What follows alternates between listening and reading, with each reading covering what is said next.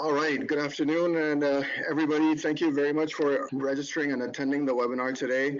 We are super excited to have over 50 municipalities joining us today, and we had close to 80 to 90 registrants. Thank you for joining us.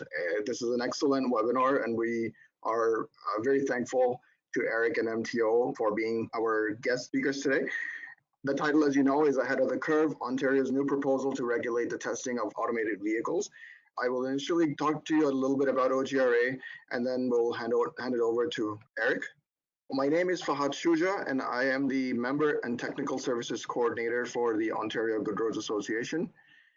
OGRA, as you know, was created in 1894. That's about 123 plus years ago. We are a not-for-profit organization. And the reason for us being was our forefathers wanted to make sure that municipalities had the best practices and all the right expertise in place in order to build good roads. As a matter of fact, this train is actually, it was called the OGRA train. And the idea was that where there were no roads, our forefathers and the whole team of experts with their equipment and material would go to different municipalities across the province, teach them how to build roads, come back, and then do it all over again to other municipalities. So what this has done is created some very, very good relationships with municipalities across the province. OGRA now has a number of different departments. We have the education department, of course, that's one of the largest, and it does training on different aspects of linear infrastructure for municipalities. Then we have the advocacy department. Then we have the member and technical services department, where I'm from. And then we also hold a very large conference at the end of February, so it's just coming up. If you haven't looked at it yet, go to ograconference.ca. It'll give you more information. And there's just lots more stuff. In general, I just to link it back to the autonomous vehicle side, it is in OGRA's DNA to look out for major transformations in the transportation sector. So if you look back at 1894, this was a time when the society was moving from horses to cars. And then we see a similar shift, as a matter of fact, even a bigger shift happening now, going from manual drive to truly automated. So it feels right as part of OGRA's DNA to do something about it and to support the municipalities as best as we can. We did a white paper on the very topic, and it's called the Roadmap for Autonomous Vehicles in Ontario. If you haven't read it, it's actually in the handout section on your control panel. So if you click on the handout section, you should be able to download that file. The other thing that we're doing on this particular topic is that we are bringing forward to you subject matter experts when it comes to autonomous vehicles, and we're bringing them straight to your screen. We've held a number of webinars already, and today's session is just a continuation of that. I'm sure as Erik is doing his presentation, you will have questions. He will be taking the questions at the end. So probably the easiest way is to submit your questions through the control panel on the right-hand side. Before I transfer you to Erik, just want to tell you a little bit about him. Erik is a team lead with the Ministry of Transportation Ontario's Safety Policy and Education branch. Over his 17 years with MTO, Erik has worked to promote road safety in Ontario through policy development and issues management on a range of files, including automated vehicles, municipal fine collection, speeding and automated enforcement, senior driver safety, novice driver safety, pedestrian safety, and vehicle standards and equipment. Erik holds a Master's of Arts in Public Policy and Administration from Ryerson University and an Honours Bachelor's of Arts in Political Science from the University of Toronto. So with that, I would like to give controls to Erik. Okay, Erik, go ahead.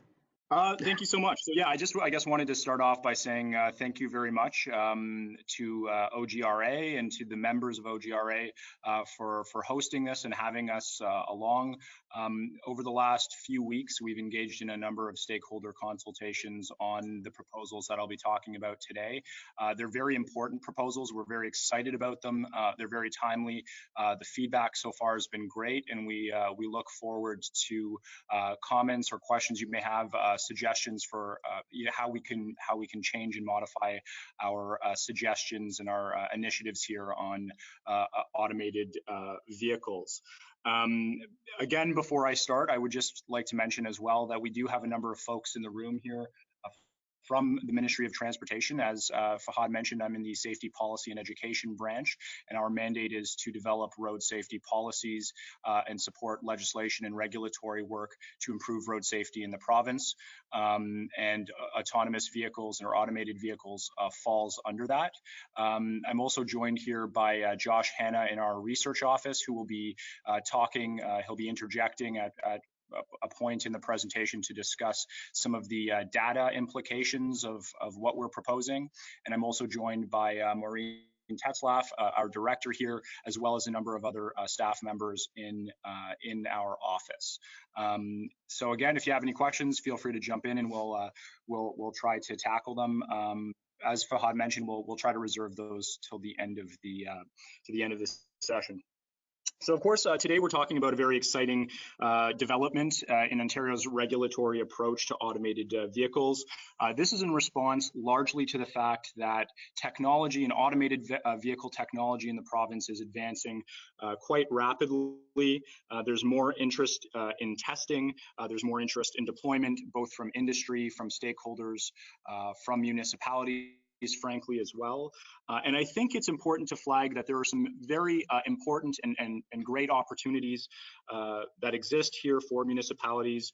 Manufacturers are building technology currently to interface with the existing infrastructure environment in our cities and in our province more generally. There's no need at the present time to be developing infrastructure improvements in order to accommodate testing, although that is something that is progressing as well. And so really all of this represents some very important opportunities to municipalities and to the province, and frankly to all provinces in our country, with respect to mobility, public transportation, public transit solutions, road safety, and supporting industry and the economy itself. So we are hopeful that the proposals we'll be talking about today and that we've been consulting on will push the yardstick forward with respect to these goals and these benefits, and we can reap those benefits going forward into the future. Many of you will know, I guess before I jump into the future slides here, many of you will know that we in the ministry here recently released a regulatory registry posting. There's a link available online where you can read about these proposals that I'll be talking about today in greater detail, and also submit comments to the ministry for formal consideration when we go through our regulatory process.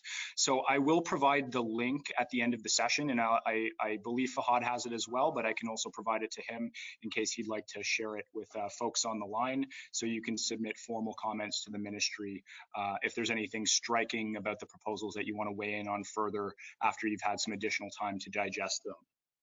So the goal of this session, as you can see here, is to solicit further feedback from our key stakeholders.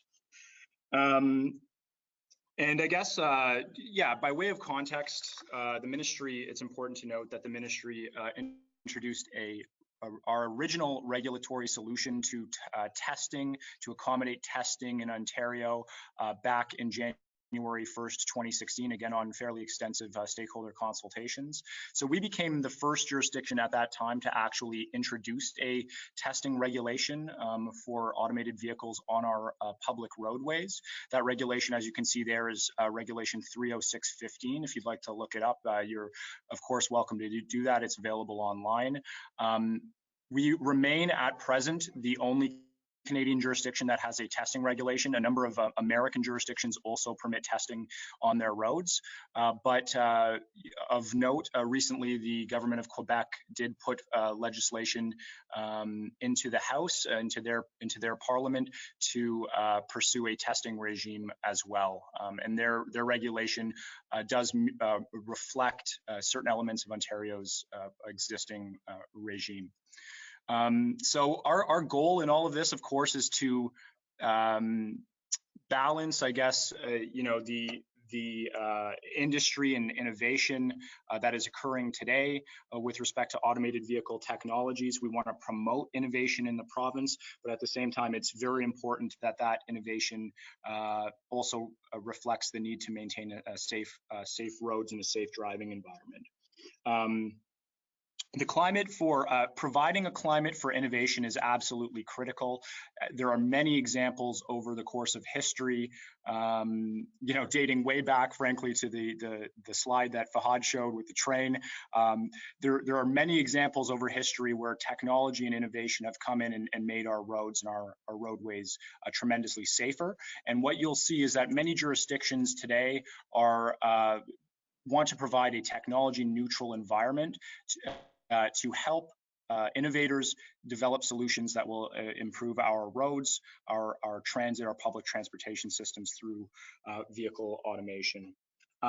Based on our existing pilot, as you can see here, it's been in effect since 2016.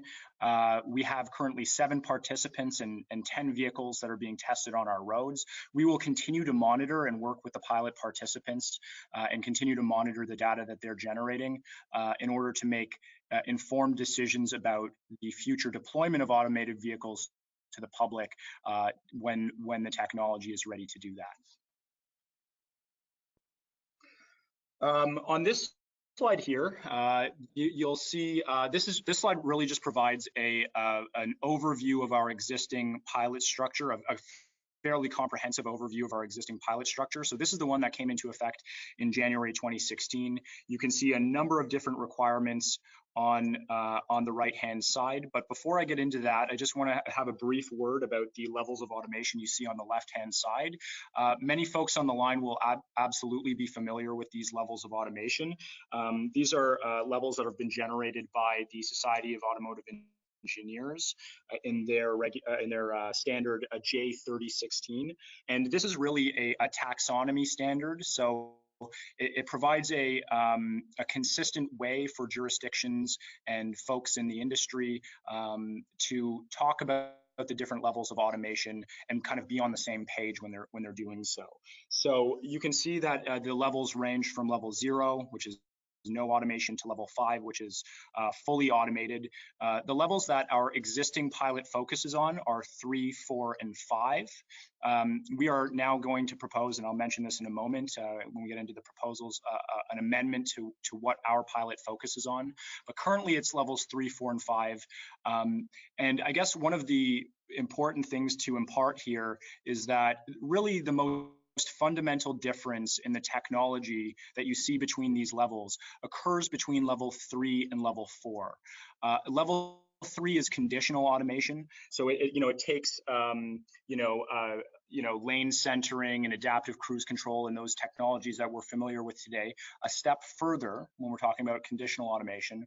But a driver is still necessary in those circumstances. So in a level 3 automated vehicle, a driver is absolutely required to be engaged and monitor the environment and take control if the vehicle needs to cede control at any time. So the driver is very much a fundamental component of level 3.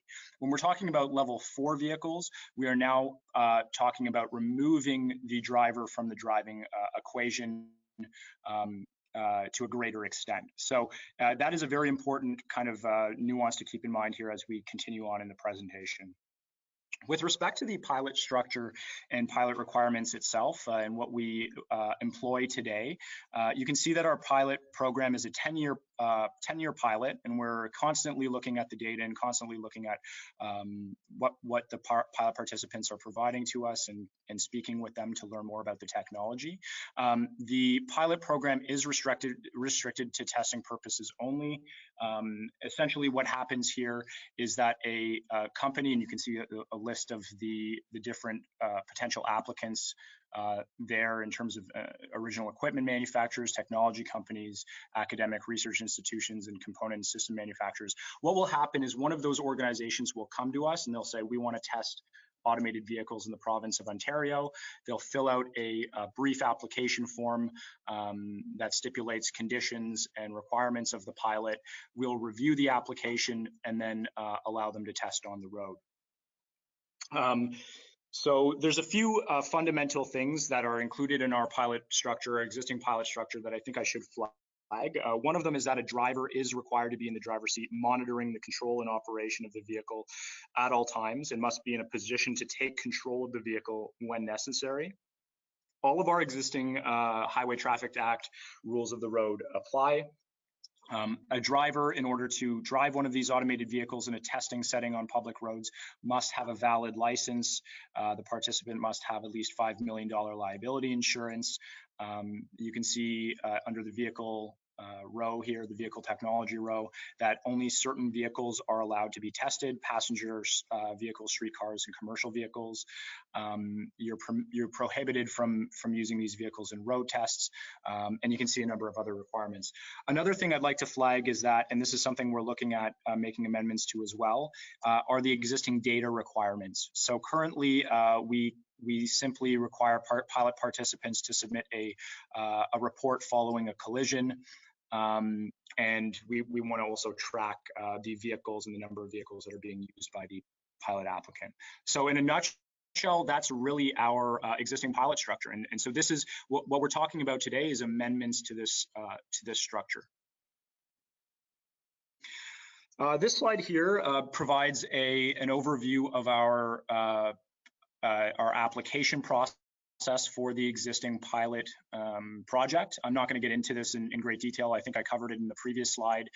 Essentially what happens is the applicant, whether they're a research institution or an OEM or so forth, will submit their application to us, we'll review it, and the registrar of motor vehicles will sign off on it. Incidentally, it is important to note as well that the applicant is required to keep the signed application in the vehicle at all times for law enforcement purposes as well, in case they're pulled over.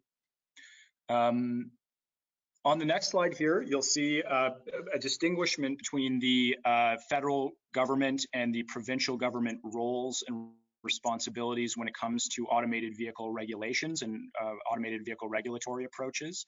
The federal government, crucially, and this is really the most important point on the slide, is that the federal government is required to set and establish motor vehicle safety standards through their Motor Vehicle Safety Standards Act for all new vehicles and imported vehicles that are put up for sale in Canadian jurisdictions. So they set the standards. The federal government sets the standards for how vehicle and vehicle technology needs to look. At the current time, there is an absence of federal standards, frankly, in all jurisdictions across the world. There's an absence of direct standards on automated vehicle technology at the federal level. And that simply reflects the fact that technology is changing all the time. It's a very new space. There's a lot of innovation happening. There's a lot of different types of innovation happening. And so it's very difficult to establish hard and fast standards for companies to follow when it comes to automated vehicle technology. But that's something that the federal government will work towards at an incremental level over the years. Crucially, from the provincial perspective, we are responsible for testing, licensing, registering motor vehicles, setting on-road rules of the road, as you can see here, enacting and enforcing traffic laws. And so in the absence of the establishment of federal standards, it is incumbent upon provinces and the province of Ontario, frankly, to set up testing regimens to permit the testing of this technology on a safe basis. So moving on to, and actually, before I actually move on to the next slide, there is one thing that I would like to say with respect to the federal and provincial roles here. Also, in absence of hard and fast regulatory approaches when it comes to vehicle standards, what a lot of federal jurisdictions are doing now across the world is establishing voluntary regulatory approaches. And so an example, and we've seen them in Australia and Europe and in the United States now, an example of this is seen in the recent report that was released by the National Highway Traffic Safety Administration in the or NHTSA in the United States. They released a document called NHTSA 2.0, which is basically provides a voluntary regulatory guideline or guidance for subnational governments on how to regulate automated vehicles, and it provides a number of recommendations on how on the approach that states and provinces and subnational governments should be taking when it comes to automated vehicles. Really, the fundamental thing that I think I'd like to drive home from these voluntary guidelines that are being developed is that there's kind of a consensus amongst jurisdictions that providing a technology neutral environment is really crucial. So do not stifle technology. Of course, you need to respect road safety, that is paramount, but there's also a need to balance that with allowing technology to flourish. And I think that's what we're trying to accomplish here in Ontario. So with respect to the first proposal here, if you'll recall, I provided an overview of the various levels of automation and mentioned that level 3 is a level of automation that requires a driver to be present in the vehicle.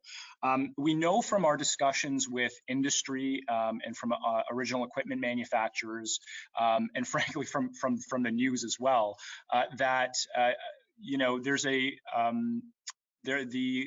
lot of them manufacturers, I guess, are coming closer and incrementally closer to having SAE level 3 technology that will be ready for sale to the public.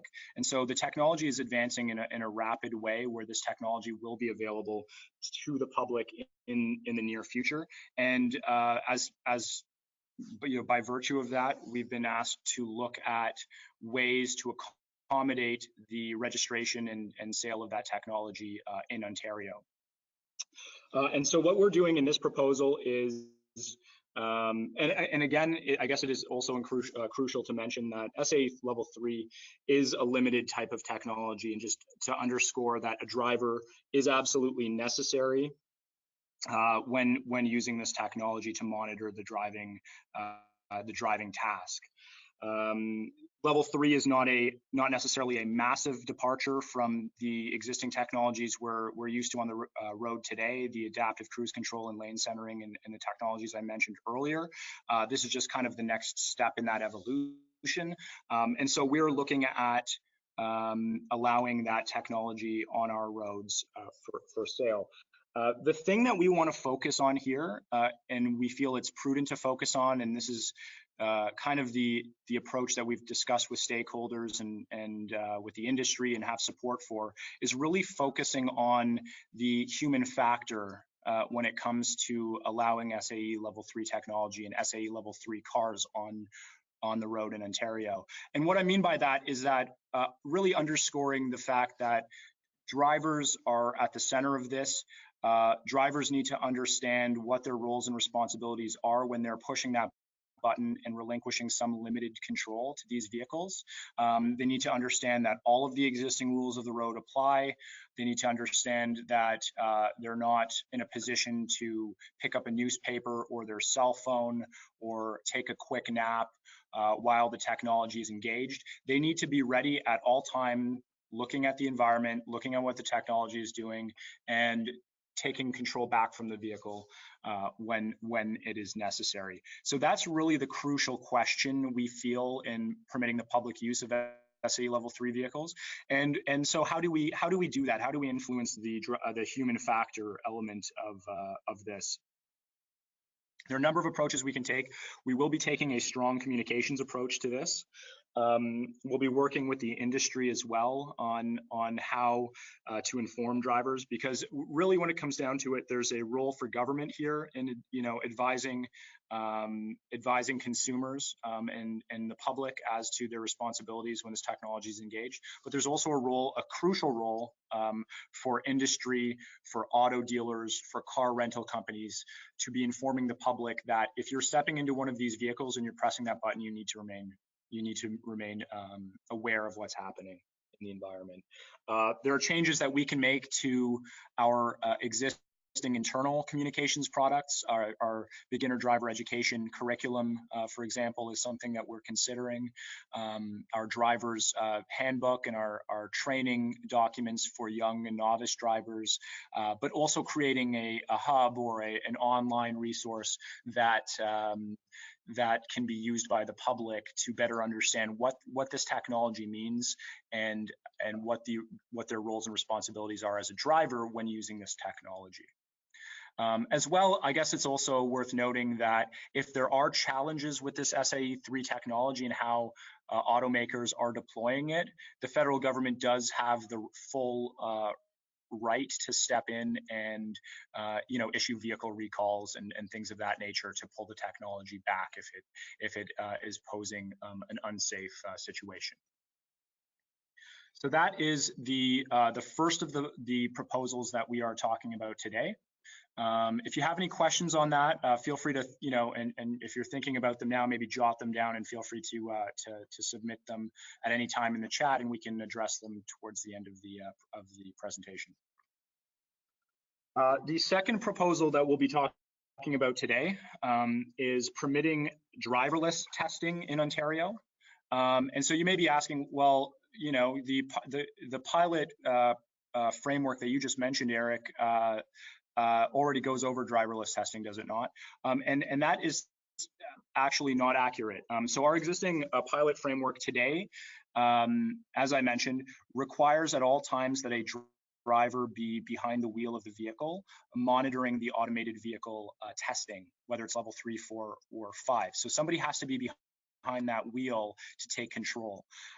What we've heard from the industry, what we've heard from municipalities as well, is that there's now this growing interest to test vehicles on Ontario roads where there's actually not a driver behind the driver's seat. So a vehicle that may not have anybody on board or may have somebody on board, but they're sitting in the passenger seat. There are a couple of barriers to this. As you can see on the screen here, Section 172 of our Highway Traffic Act requires that a driver be behind the seat of the vehicle at all time. Our existing pilot framework also references federal standards that require that vehicles have a driver's seat, a steering wheel, and brake pedals as well. And so what we would be doing here is we would be allowing driverless vehicle testing and exempting testers from those requirements. But of course, this raises crucial safety concerns that we need to account for. And there's a whole host of them, and too many to name, frankly. But we are taking a very measured approach to accommodating this testing. And you can see here on slide 10 a number of different approaches and measures that the ministry is going to put into place, or we're proposing to put into place, with respect to allowing driverless testing. And I guess I'll quickly go through the list here, but first of all, we'll ask that the company through the application process, the company or the tester through the application process, declare that their technology has been vetted and has been deemed safe. They need to testify to the efficacy of the safety of the technology, the fact that it has been tested in closed course scenarios, and also to tell us what the design domain is of the vehicle. So if it's simply a driverless shuttle, which has been a very popular thing that the ministry has been asked about by municipalities, if it's a driverless shuttle that is meant to be a transit solution and it's only going from point A to point B on the street, the applicant needs to tell us what that design domain looks like. The ministry does reserve the right to remove anyone from the pilot that we want if we feel that safety is compromised or we feel that they breach the terms and conditions of the pilot. Another crucial element is a law enforcement and work zone interaction plan. So along with the application, testers will be required to submit to the ministry a fulsome explanation as to how their vehicle is capable of interacting with law enforcement. So for example, if the vehicle technology is engaged, you have one of these driverless vehicles, driverless shuttles driving up and down the street, and then all of a sudden an ambulance, a fire truck, police vehicle is approaching from the rear. what steps is the vehicle and the technology going to take to pull over for that vehicle? If there's a construction worker directing traffic or a police officer directing traffic, how is the vehicle going to know and be capable of taking action in those scenarios? In conjunction to those things, and one of the crucial elements that we are proposing here under this driverless pilot is that the tester has to retain some form of remote or onboard oversight of the vehicle and its operations. So whether that's a person that's sitting on board the vehicle or is on board the vehicle with a switch to turn off the vehicle at a moment's notice, whether that's somebody at roadside that can turn off and shut down and pull over the vehicle effectively through a remote control form of technology, we need to be assured that the vehicle can be shut down at a moment's notice when necessary due to existing or prevailing road or traffic conditions. Another requirement that we are contemplating is alerting local authorities of testing. So we would require the testing, the testers or the applicants to inform the local road authorities, law enforcement, that testing is occurring in a given area. And this is really just to ensure that the roads are clear and in a safe condition on a given day, that a parade, for example, isn't happening, or that construction isn't happening, or some other thing isn't happening on a given day. We will also be requiring or proposing to require that the vehicle has some kind of indication on it that it is an automated driverless vehicle and that testing is in progress. And so the purpose of this signage is to inform traffic in the vicinity that this is an automated vehicle. It's really to provide some assurance to the public as to what is happening, and so as not to startle them when they look over and they see that there's nobody actually behind the wheel of the wheel of a vehicle beside them, and then potentially try to negatively interact with it. So that's another thing we're looking at. Of course, the participant will also be held to a liability standard that we are working with the Financial Services Commission on and the Ministry of Finance on to set in the regulation. The existing pilot requires $5 million of liability insurance. This, we don't know what it's going to be in this circumstance, but that liability will likely fall to the applicant. So if let's say to provide a scenario on this point, if there's an automated vehicle driving down the road and another vehicle collides with it, the other vehicle is deemed at fault. The existing regime will be in play, but if there's a failure, a fundamental failure of the technology, it will be the applicant, will likely be the applicant that is at fault, but that's something we continue to have conversations on. So that is our second proposal. Before we move on to the next one, I just want to mention that this one may be of particular interest to municipalities, and I know part of the genesis of what we're doing here with respect to driverless testing has been spurred by our friends in municipalities that have been interested in testing driverless shuttles as a transit solution. So I would just flag that this is something that municipalities may be very well interested in. And if you are, feel free to ask questions or reach out to us subsequently to provide your feedback and your comments. And with that, I will move on to the next slide, which is amending our data reporting requirements of the pilot. And to speak to this issue, I will pass off the presentation momentarily to my colleague, Josh Hanna, in the Ministry of Transportation's Research and Data Office. Hello, everyone. Thank you very much, Eric and Fahad, for the introduction. So this is Josh Hanna from the Safety Policy and Education Branch, our research office. And I'm going to be talking a little bit about some of the data elements that we're considering requiring from testing entities participating in Ontario's pilot. So Ontario is among the safest jurisdictions in North America. Our roads are among the safest in North America. And everything that we do in terms of working with the AV pilot is aimed at ensuring the safety of these innovative technologies as they roll out in Ontario and across Canada. Towards that, we collect data to ensure that we have a good idea of how safe these technologies are. So among different jurisdictions that do have AV pilots, there are different levels of data that are required of testing entities. So in places like Michigan or Florida, someone testing an automated vehicle doesn't need to report back very much information at all. Pretty well just collisions when they occur. And that's similar to the level of reporting that's presently required within Ontario's automated vehicle pilot. Other jurisdictions like California or New York require a little bit more information, collision reporting, as well as unplanned disengagements. That's when the automated technology turns off without being turned off by a human. Additionally, vehicle kilometers traveled and geographic information. So Ontario is looking at expanding some of the data reporting requirements that we impose on testing entities to make sure that we have the best idea of the level of safety of these technologies.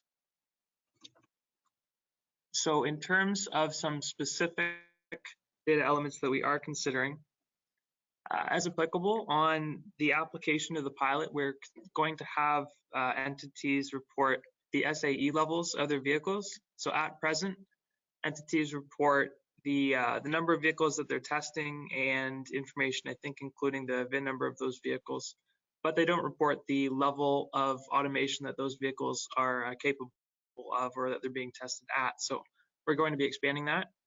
We're going to be requiring applications to list organization type, so whether that's a university, an OEM, or a tech company, something like that.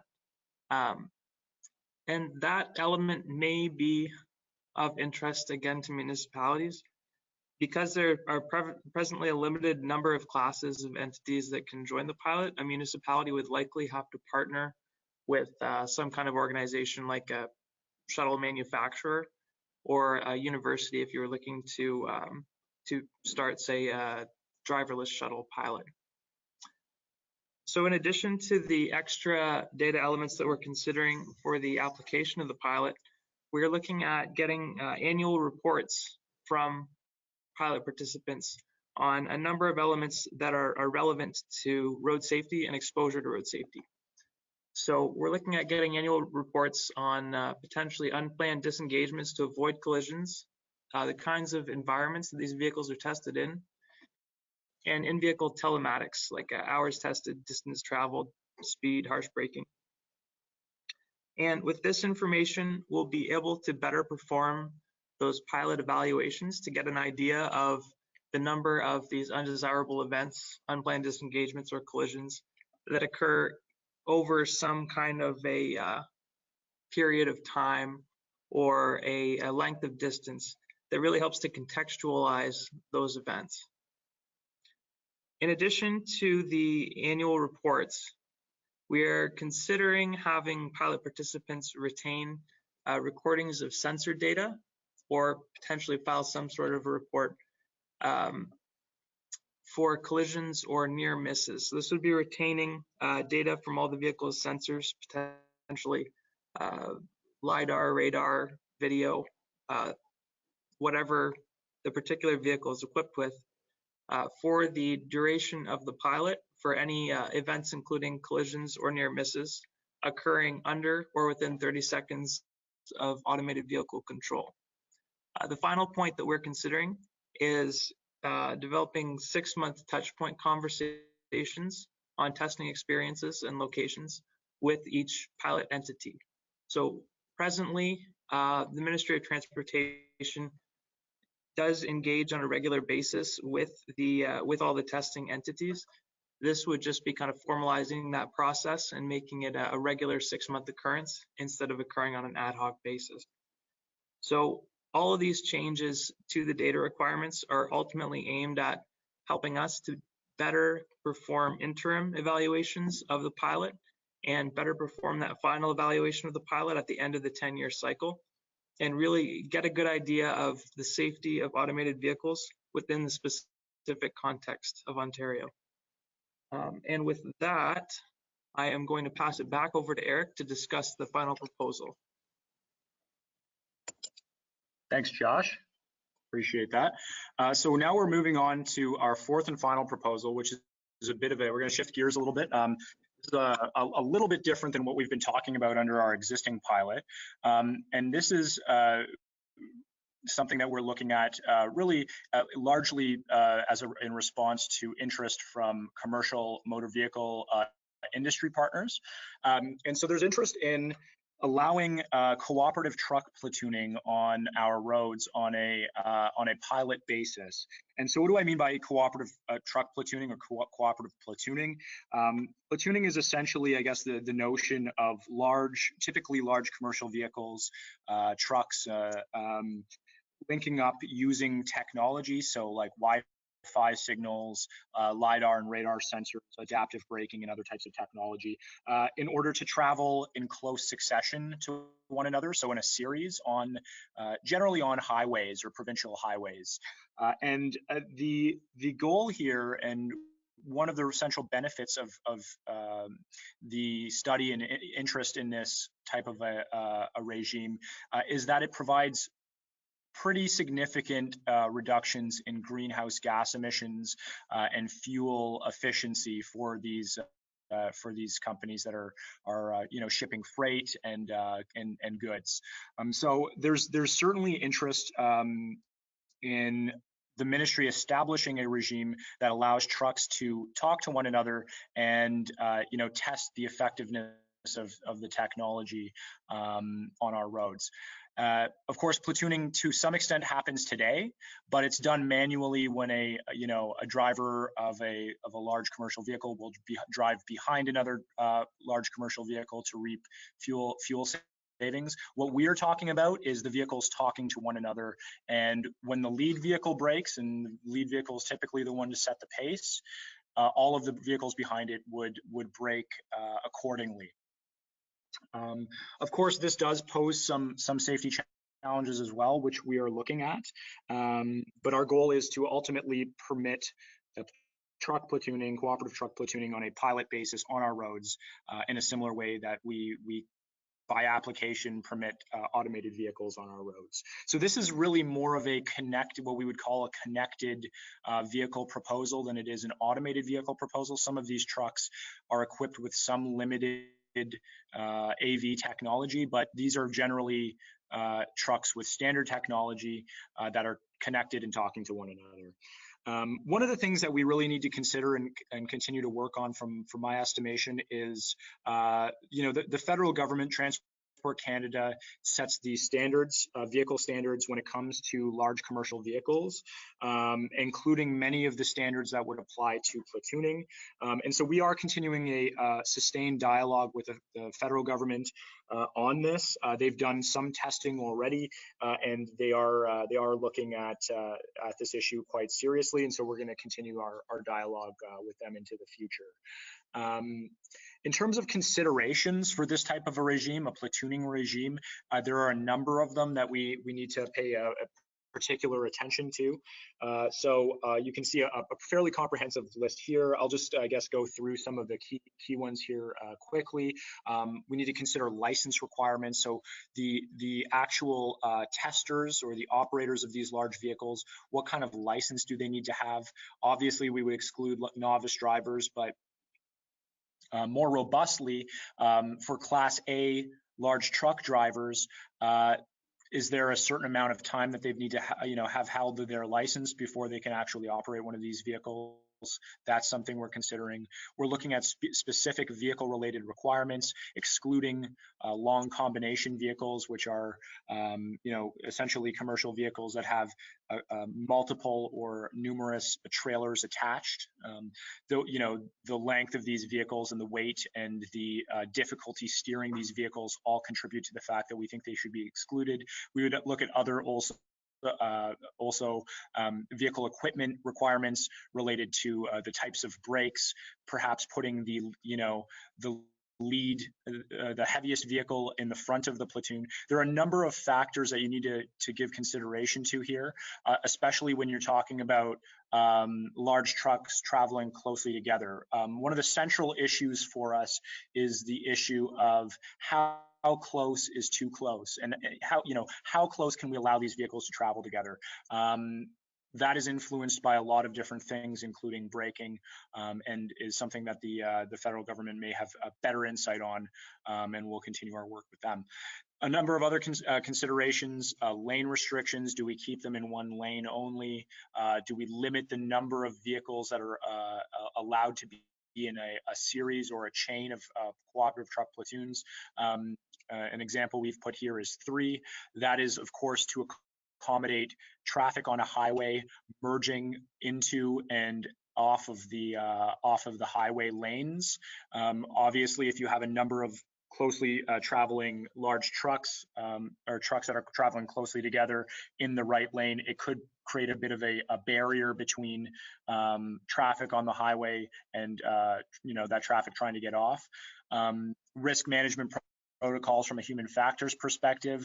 We talked about before the need for SAE 3 drivers to remain alert, aware, unfatigued, and attentive when they're committing to the driving task, when the technology is engaged. Same thing when it comes to large trucks, so there's perhaps an educational element, a training element there, insurance requirements, data reporting requirements, and so forth. So there's a number of different things that you can see here that are key considerations that the ministry is giving some thought to as we move towards a pilot for this. So those are the 4 proposals. We are looking at what I would mention before we open it up to questions is that there's a number of potential timeline scenarios here. Some of these proposals may be ready to go as early as spring 2018, but that's something that requires internal approvals. So we're looking at our timelines for these proposals.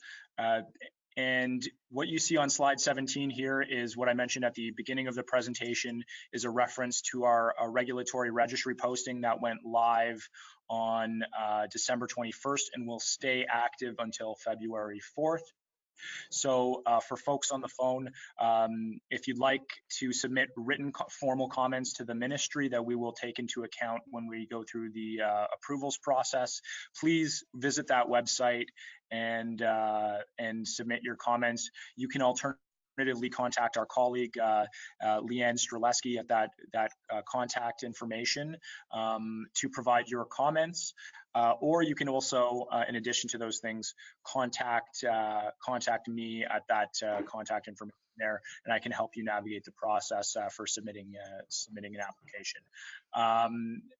With that, I guess that concludes the presentation. I'd like to say thanks again to OGRA and to all of the folks for staying on the line and listening to our discussion. And if you'd like to put forward any questions, we're happy to try to respond to them. Thank you. Perfect. Thank you, Eric. Can you hear me okay? Yeah, absolutely. Okay, thank you so much. Really appreciate it. We have a number of questions coming in, but I just want to quickly say thank you once again. The kind of work that MTO has done is really awesome, to say the least, and the fact that the way that you guys are proposing, especially the proposal about the driverless vehicles, that puts us almost neck to neck with California, which is awesome. So this is our chance to lead. Now, with that, I want to start reading the questions. So one of the questions is, slide 10, excellent amendments. Slide 12, I think it would be a mistake not to follow the California data requirements. All data are needed for evaluation and or research and should be made available. Good suggestion on slide 13, but need more openness and sharing of data as in the case of California. I think this is more of a comment. Yeah, no, and that's great. And I'm not sure if Josh wants to jump in on that one, but I would say that again, any comments, any suggestions we can take back and integrate into the policy are more than welcome. So those kinds of comments about the data requirements and so forth are things that we can integrate into our policy and give consideration to. So. As far as openness on the data, that's something that we're considering. We are looking right now at the options as far as where it's going to be housed and the kind of internal and external reporting that we will be doing on it. So that's definitely something that we can take back and use to inform our decisions around the policy and operationalization of that policy going into the spring. All right. Okay. Thank you for that. The other question we have, I think, Eric, this one kind of alludes to a similar thing that you talked about before you began the presentation. The question is, what infrastructure, V2I, V2X upgrades are necessary for municipalities to allow level 4 or driverless vehicles? So from my understanding, with the current technology that's being released and developed in the market today, there are no direct infrastructure upgrades necessary. The technology that's being explored, certainly in large part by our pilot participants and by many across jurisdictions, United States and Europe, are largely meant to integrate with the existing infrastructure. That said, there are, the opportunity to do vehicle to infrastructure that provides a massive potential solution to mitigating existing issues with automated vehicle technology. So one of the things we know, of course, is that a lot of AV technology struggles in inclement weather. One of the solutions to that may be integrating with the infrastructure. The infrastructure also provides another number of other possible solutions and innovations that would be useful to the public and to jurisdictions, traffic alerting and things of that nature.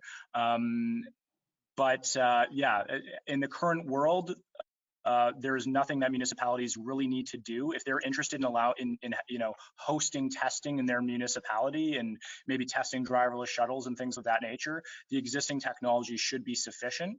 That said, there are certainly opportunities to try to test vehicle to infrastructure testing as well.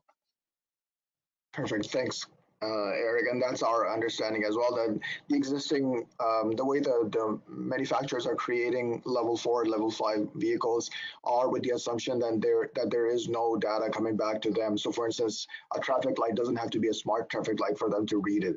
There's onboard sensors on the vehicles that would read it just like a human would. So if the thing turns red, they will read it as red, and then they will proceed. But of course, for, like you said, in the larger scheme of things, for better flow of traffic throughout the city or the province or the country, it's better to have connectivity.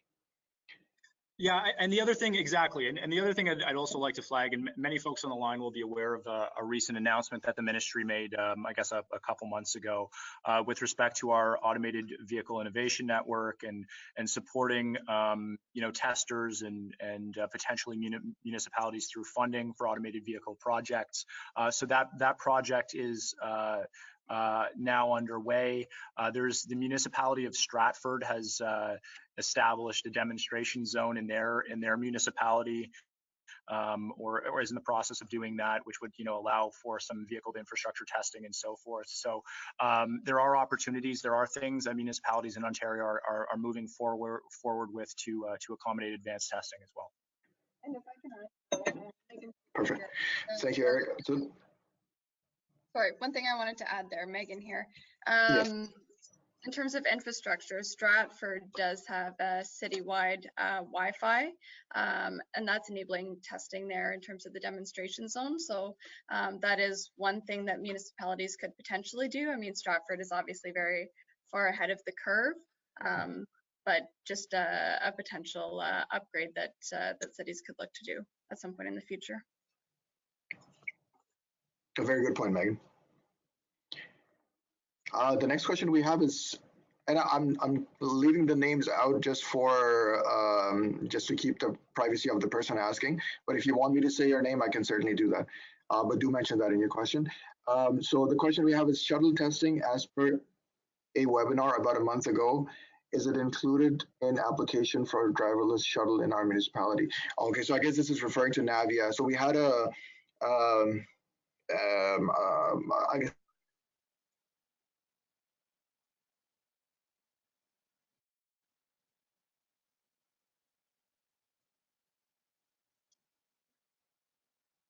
Eric, I know that they were thinking of getting in touch with you to get on the official pilot list. Have you received anything from them? And you don't have to disclose this, but Hi, Fahad. Sorry, it's Erik here. Yeah, you just cut out there while you were asking the question. I think the technology dropped for about 10 seconds. Would you mind just repeating the question, please? no problem. So the question is coming back in relation to one of the webinars we did last month, and this was with a company called Navia. They have the autonomous shuttles.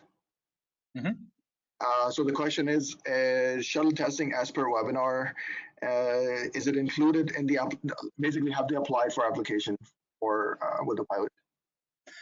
Has Navia themselves applied? No. Navia is not currently a participant in our existing automated vehicle pilot. As you mentioned, they do build driverless shuttles predominantly. I know that there is interest in the testing of their shuttles here, but there's been no application. No application has been made yet. But the types of technology that Navia has, and the types of solutions that they offer, I understand that that's a potentially significant, offers potential, significance to municipalities. So what we're trying to do in our driverless shuttle, our driverless pilot proposal is accommodate the testing of vehicles like the Navia vehicle in Ontario. Perfect. And I guess just for information of those on the line, we have been in touch with Navia for a while now, even after the webinar that we held, and they just hired somebody for government relations recently, so they will be approaching MTO in the coming weeks, if they haven't already. The other question we have is in regards to proposal number 2, would applicants be automatically exempted from vehicle equipment standards and HTA S172 if approved for driverless pilot testing? The only exemptions that they would have are with respect to the need to have a driver behind the wheel of a vehicle at all times when on the road. And that's, of course, simply to accommodate the drive. There's no way of allowing driverless vehicle testing when we have that requirement in place. It requires a driver that has to be in the driver's seat, right? With respect to the reference to the federal standards, there's 3 of them. There's the steering wheel, the driver's seat, and brake pedals. Those are mandated by the federal government on vehicles. We reference them in our existing pilot regulation, and we will exempt those things, or what we're proposing to do is exempt those things in our regulation, our driverless pilot testing regulation now. And again, that's simply to just accommodate individuals. If you want to use the example of the Navia vehicle, I think the Navia vehicle does not have a driver's seat, steering wheel, brake pedals. That vehicle would be very difficult to test that legally under our existing pilot framework. So what we're doing now is, making accommodations in order for those types of vehicles to actually be tested in Ontario. I should mention as well, Megan here again, that even though we'll remove that MBSA requirement from the pilot itself, it'll still be a requirement that has to be met federally for importation of the vehicles, if the vehicles would be brought into Canada, for example, from Europe. In order to bring those vehicles into the country, you would have to go through the federal MVSA exemption process. It's notable as well that the federal government is currently has a bill in the legislature, Federal Bill S2, that proposes to expedite that exemption process, and I believe that's currently with the Senate. That's a good point. That's so perfect. Yeah, at the end of the day, I guess what Megan's indicating is that it will be easier for municipalities that are interested in bringing those vehicles in to bring them in according to the federal process. It'll be easier to actually import those vehicles than it is today. Excellent. And I know that we're just on the dot and we have one more question, so I might as well just say it now. So the question is, can you confirm that the current plan is not to allow the general public to be permitted to have connected autonomous vehicles for 10 years, considering that a 10-year pilot period currently? Yeah, so the original pilot regulation, which applies to levels 3, 4, and 5 AV technology, came into effect in January 2016. So 10 years from that date is when the pilot is running. Over that time, and our commitment is to remain flexible and to be adaptive, because that's what technology does. Technology disrupts. So our pilot is designed to be flexible, so we can change it when technology advances or when the technology is ready to be deployed. We feel that we are ready now for level 3 technology to be deployed, which is very limited conditional automation with a driver in the driver's seat. We are not ready to allow level 4 and level 5, which are higher levels of automation, to be bought by and registered by the general public. We're still very much in a testing phase for those higher levels of automation, and for the foreseeable future, that will be the case. We will, as Josh mentioned, improve our data collection capabilities under this proposal in order to more effectively determine when we will be ready to allow other types of higher levels of automated vehicles on the roads, and what conditions we need to put into place from a policy perspective, a legislative and regulatory perspective, in order for those vehicles to be safe on the roads. So really, to provide a synopsis of what I just said, or a summary of what I just said, we are allowing low levels of automation on the roads in Ontario now. Other jurisdictions will be selling these vehicles. Ontario will as well. But for higher levels of automation, we are very much in a place where we need to monitor and we need to, review the data and then make informed decisions before we move forward. The pilot is designed to be flexible. Perfect. All right, Eric, there are more questions, but what I will do is I will send them to you through email, and then you can continue the discussions offline. And for any of you, if you have any further questions, Eric's email is right on the screen. Feel free to send him any questions that you may have, or you can send it to us, and we will try to help you out. And at the end, Eric, I just want to thank you, Maureen, Josh, Megan, and everybody else at the MTO team. I think you've done a wonderful job. I said that to you in person, and here it is online as well.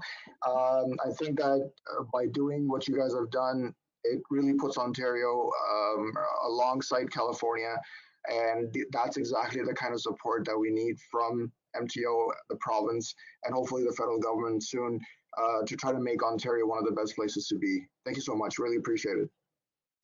Thank you so much, Fahad, and to OGRA and all of the participants. Really appreciate it. These proposals rely totally on stakeholder support. We couldn't do any of these things without the support from stakeholders, and we very much appreciate the opportunity to present to you today, and also for your input. Our lines are open, so feel free to reach out to us, and we're happy to talk in further detail and try to build some of your suggestions into this policy. So thank you so much.